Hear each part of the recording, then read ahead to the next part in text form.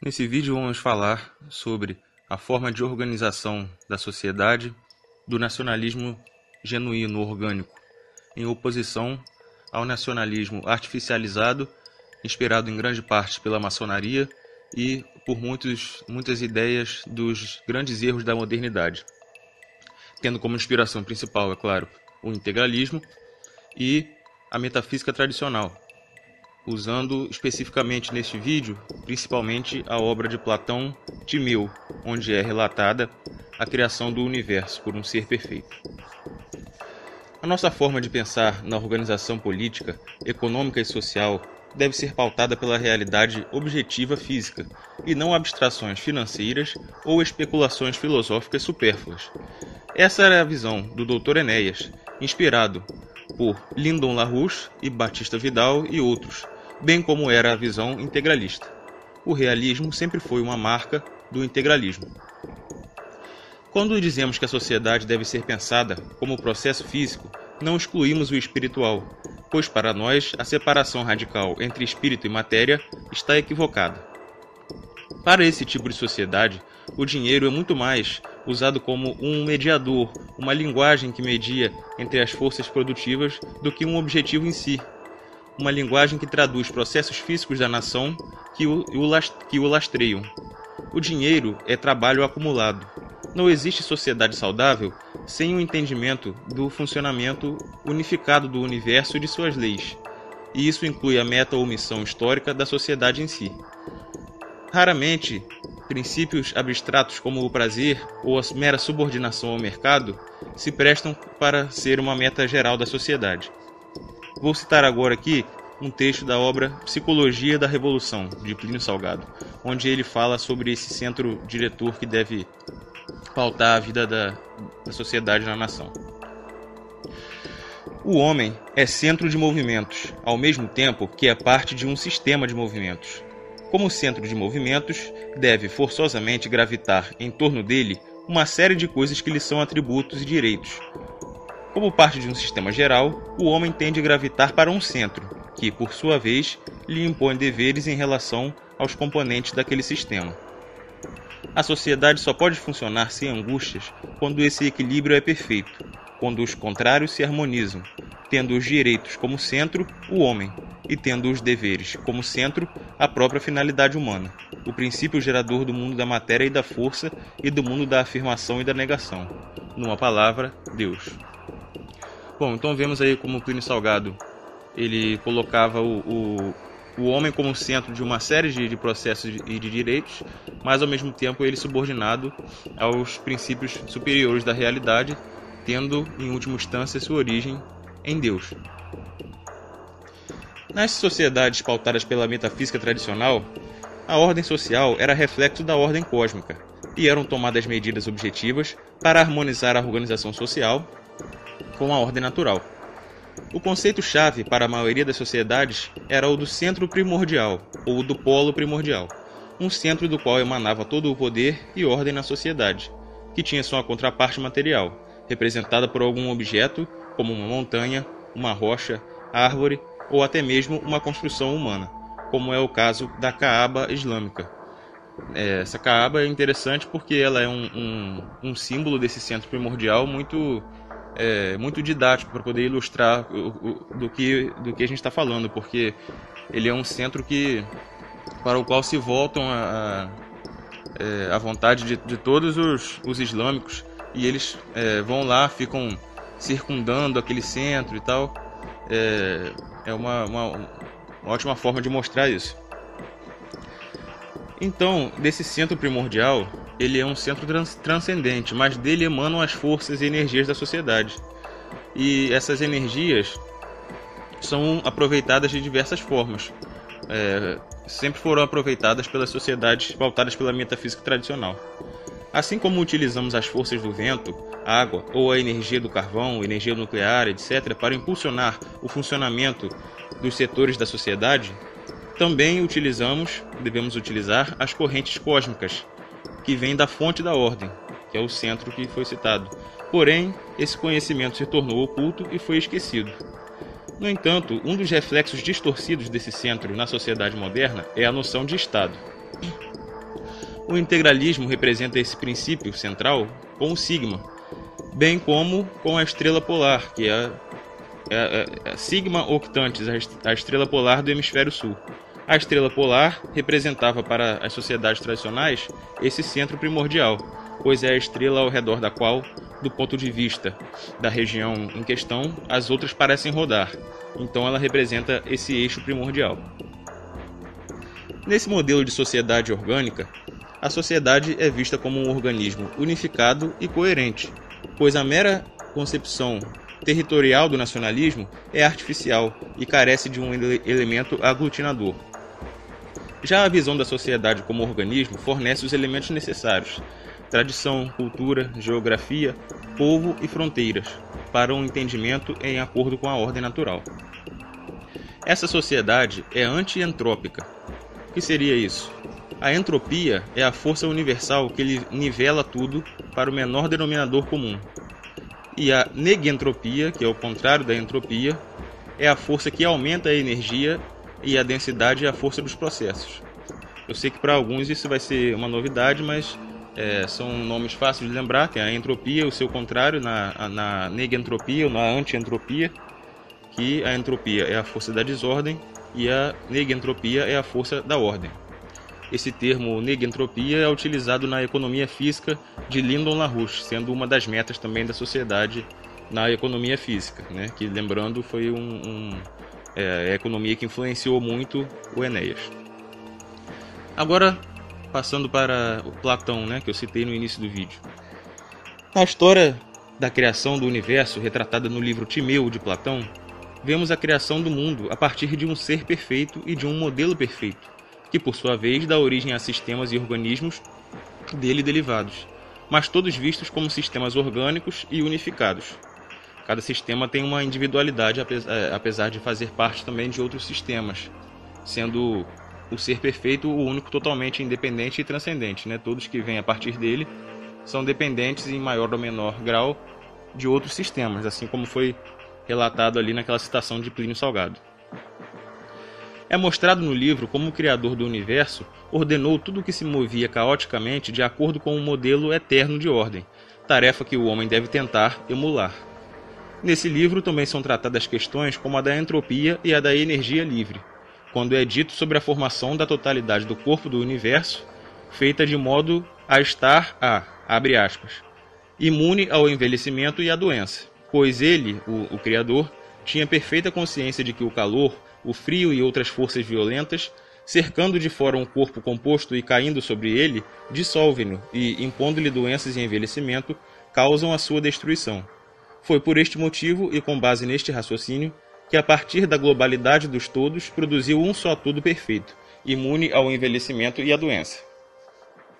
Vemos nessa passagem uma descrição da entropia, a força corrosiva e dissipativa da desordem, que exteriormente vai corroendo os seres, como, por exemplo, a nação, através de infiltração de suas bordas.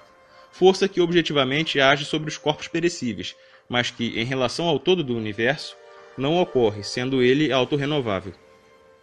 Sendo então esse o modelo perfeito do universo, e sendo o homem a criatura que possui a natureza divina ordenadora, que partilha da natureza perfeita, cabe a ele ordenar sua sociedade de acordo com as leis eternas, que o darão energia em plenitude, como de fato as descobertas científicas das leis físicas nos proporcionaram, emulando a natureza autorrenovável do universo da melhor forma possível. Logo após essa passagem, é mostrado como a forma mais perfeita, a esfera, foi escolhida para ser a forma do corpo do universo. É interessante citar que, para Aristóteles, o movimento circular perfeito era reservado apenas aos corpos celestes, feitos de um quinto elemento imperecível, o éter, superior aos 4 elementos comuns que são citados no Timeu, o fogo, o ar, a água e a terra, sendo a terra o mais sólido, mais pesado e lento. Em Timeu também é mostrado como o Criador fez o centro da alma coincidir com o centro do corpo do mundo. É esse mesmo procedimento que era repetido pelas sociedades tradicionais, ao consagrarem sua região ao centro primordial, fazendo-o coincidir com uma área marcada por algum símbolo desse eixo mundial, como citado anteriormente, muitas vezes uma montanha ou pedra sagrada, ou alguma construção. Esse local era considerado um ponto de simetria da nação em questão, de onde fluíam as energias etéricas que seriam aproveitadas pela sociedade. Isso que eu acabei de falar sobre fazer o centro do corpo coincidir com o centro da alma é um conceito muito importante que eu pretendo explorar em vídeos futuros. Eu citei aqui de passagem para já introduzi-lo para os inscritos e pessoas que visualizem já comecem a pensar sobre o assunto, mas ele é algo muito importante. E como eu falei, ele é essa coincidência de um centro de alma com o centro de um corpo é o mesmo princípio da consagração de um território. Você faz coincidir esse centro primordial, de certa forma, com uma área do território. Portanto, vemos que existe uma ciência tradicional de planejamento social que possui o propósito explícito de extrair a força do éter e utilizá-la como ordenadora da sociedade. Quando falo força do éter, você pode pensar nas forças cósmicas, forças mais sutis do que as forças físicas de atração e repulsão com a que estamos acostumados a lidar no dia a dia. Esse planejamento ainda é usado pelos chineses nas cidades e foi usado por muito tempo. Inclusive, no século XIX, muitas vezes estrangeiros que iam construir lá, ingleses e tal, fazer construções, eles ficavam confusos com a negativa de alguns chineses de deixá-los construir em determinadas áreas, pois isso iria perturbar o ordenamento lá tradicional da sociedade deles, baseado nas energias da Terra, nas configurações topográficas, as configurações do território e muitas outras que eles tinham lá um sistema unificado de planejamento, como se fosse uma grade social assim do território, uma grade que ordena um zoneamento dessa ciência tradicional de zoneamento do território e de organização social e de construção.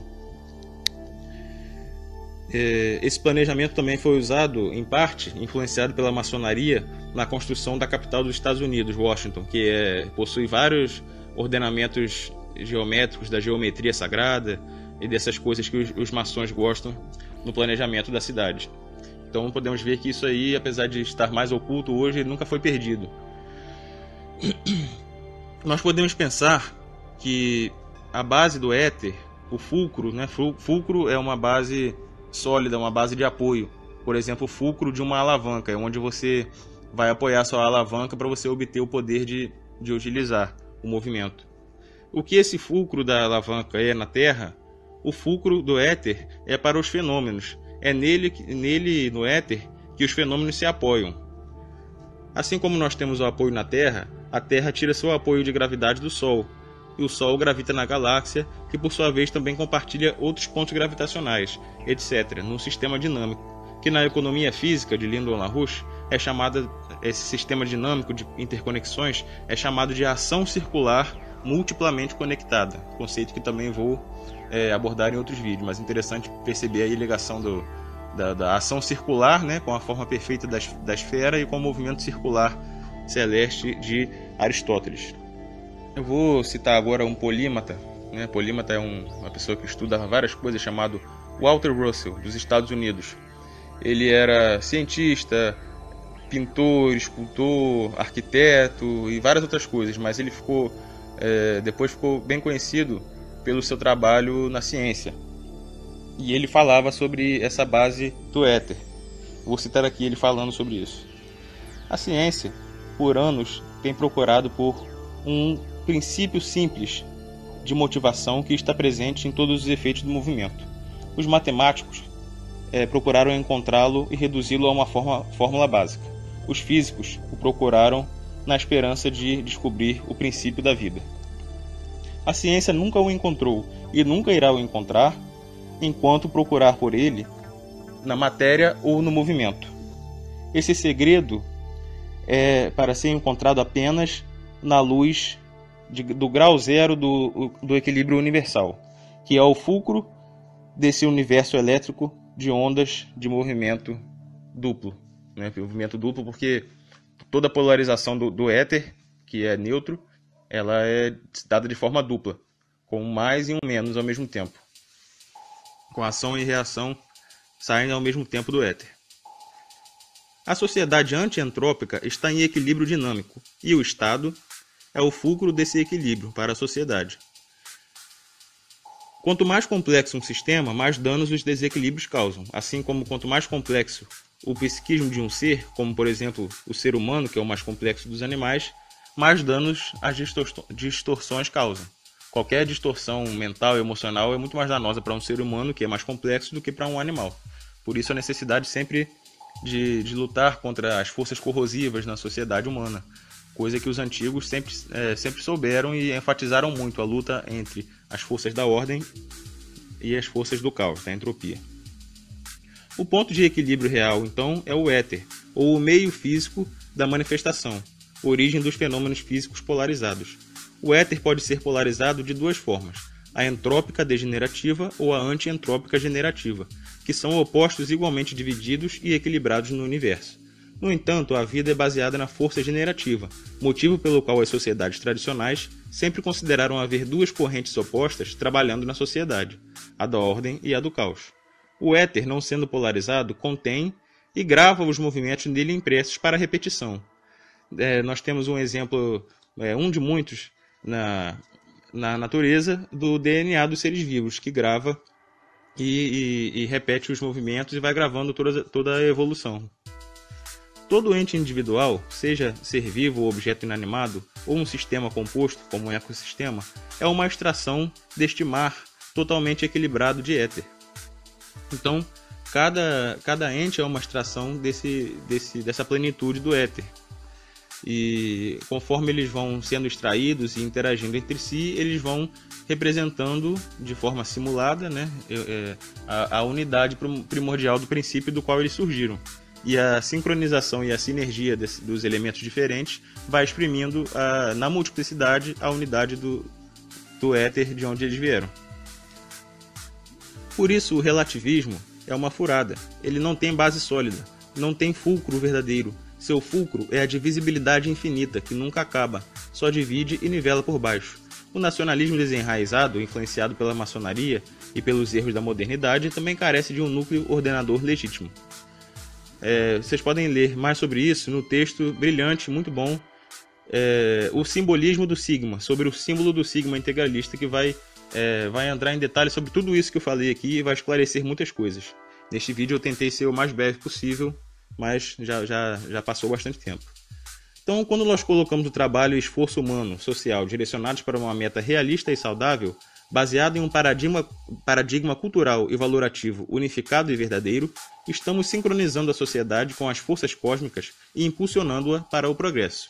Apesar disso poder parecer místico demais para alguns, sempre foi a base real de todas as sociedades, sendo a nossa sociedade da modernidade líquida apenas uma manifestação aberrante, onde as pessoas estão ficando cegas para a origem espiritual dos fenômenos. Espero que tenham gostado dessa exposição. Eu sei que ficou um pouco rápida demais, mas eu tive que comprimir o tempo e eu vou explorar mais esse tema em outros vídeos. Cada um deles eu vou explorar em detalhes, cada coisa que eu falei aqui. Principalmente aprofundar na economia física de Lyndon LaRouche, que é uma área de pesquisa muito fecunda e de grande interesse para nós nacionalistas orgânicos. Até mais e obrigado pela atenção.